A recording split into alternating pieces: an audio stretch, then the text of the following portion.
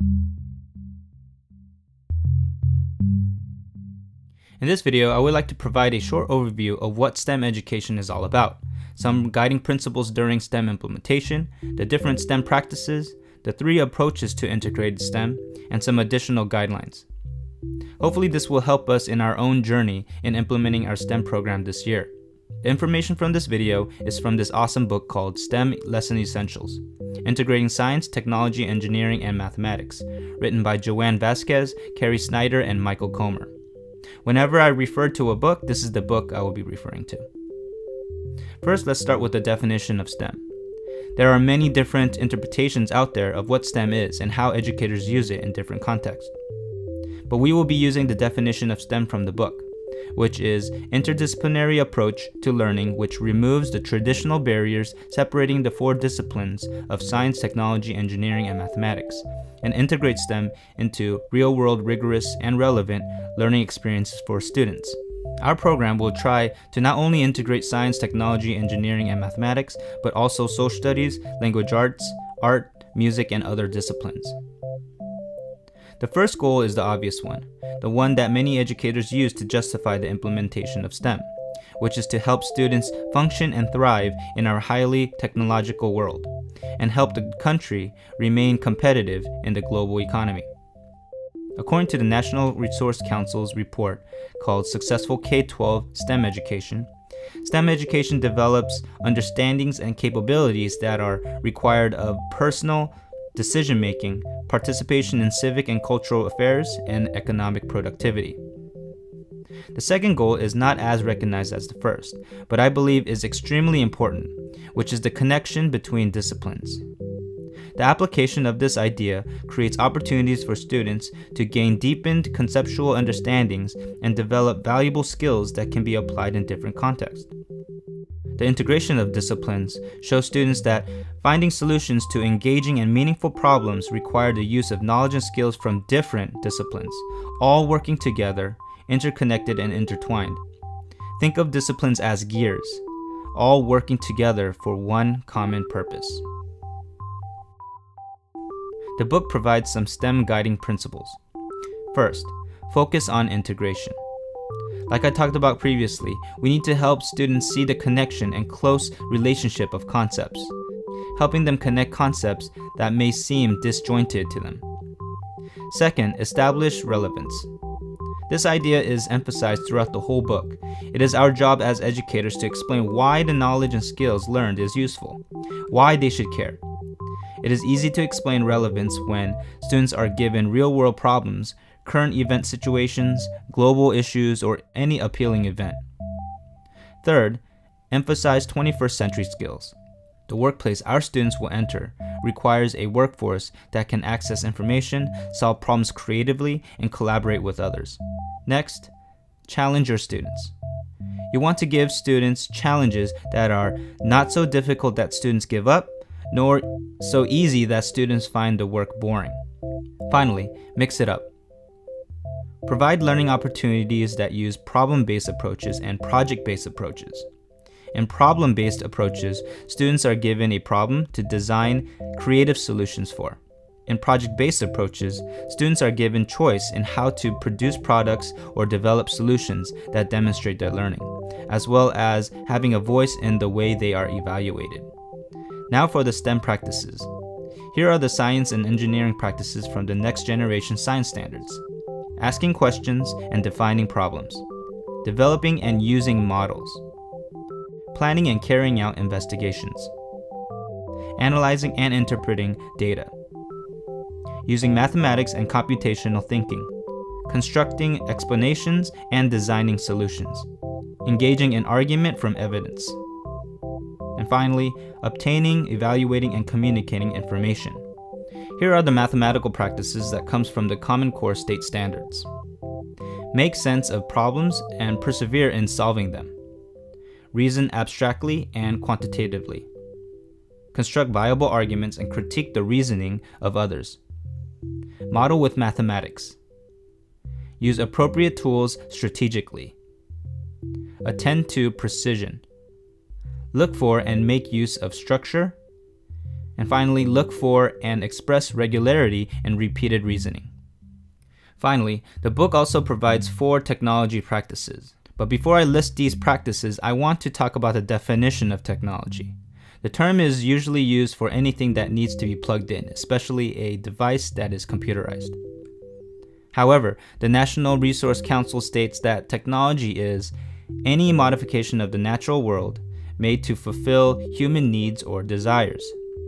So a hammer or a pencil would be examples of technology. The book categorizes technologies into 6 groups that help students understand the world they live in. They are transportation, construction, electricity, medicine, food and water, and communication. So here are the technology practices.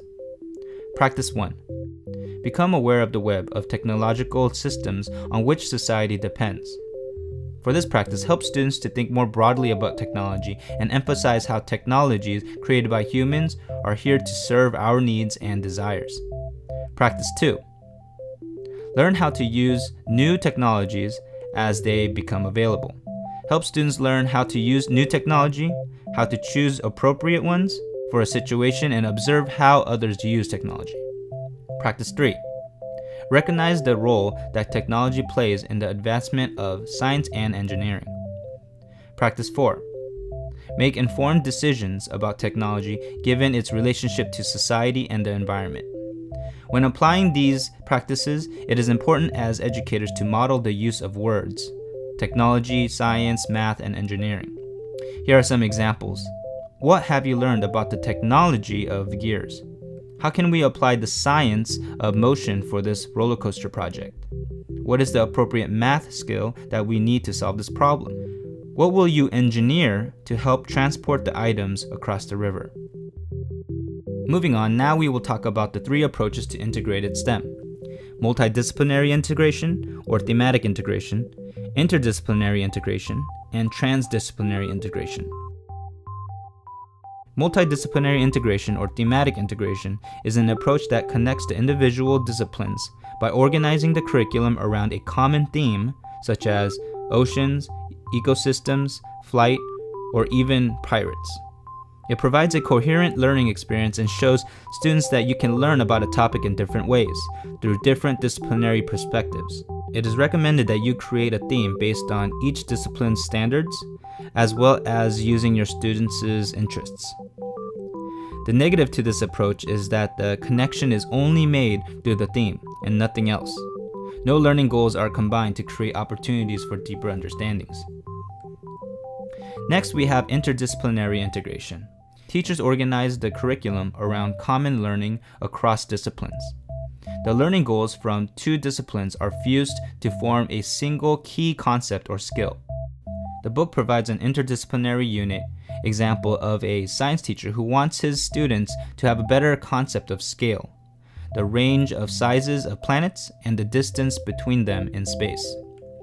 The math teacher offers to help by having students scale a model of the solar system by using the ratios they are learning in class.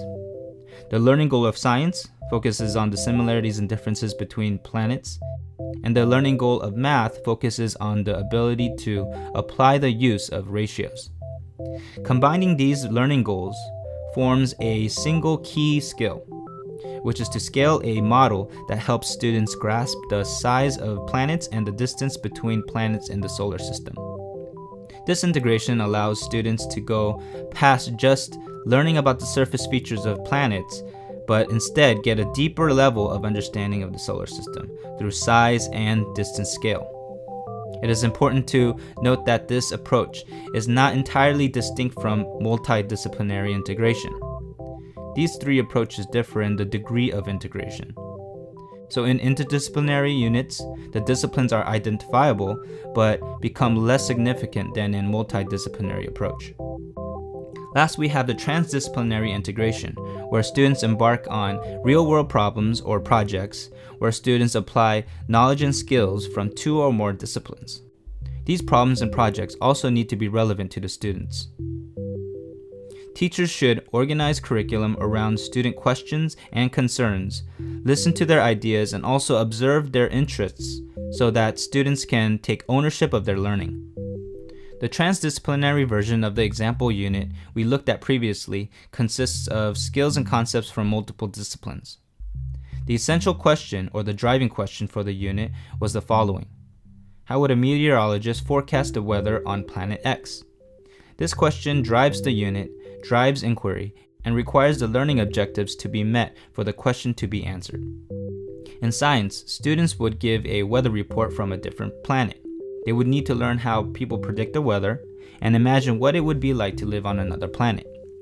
In art, students would build studio sets for the weather forecasts. In English, students would write out the script for the forecasts, and in math, they would find out how much time it would take for radio transmission to reach them from Earth. All of these learning opportunities from different disciplines help answer the real-world project-based essential question. It is important to note that you don't have to integrate all STEM disciplines in every unit. Project-based learning, or PBL, is very important to transdisciplinary learning. According to the book, project-based learning plus problem-solving equals transdisciplinary learning.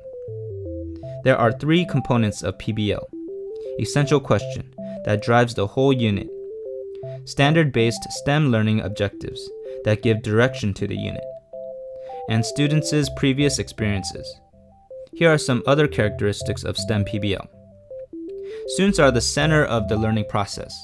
It is important to have students work on decision-making skills and apply their own interests and prior experiences when creating their culminating product or solution. Teachers are more facilitators or coaches who help manage time and logistics. Next, the project is central to the curriculum rather than secondary. They should be broken down into manageable pieces or small tasks and conclude with a product or performance.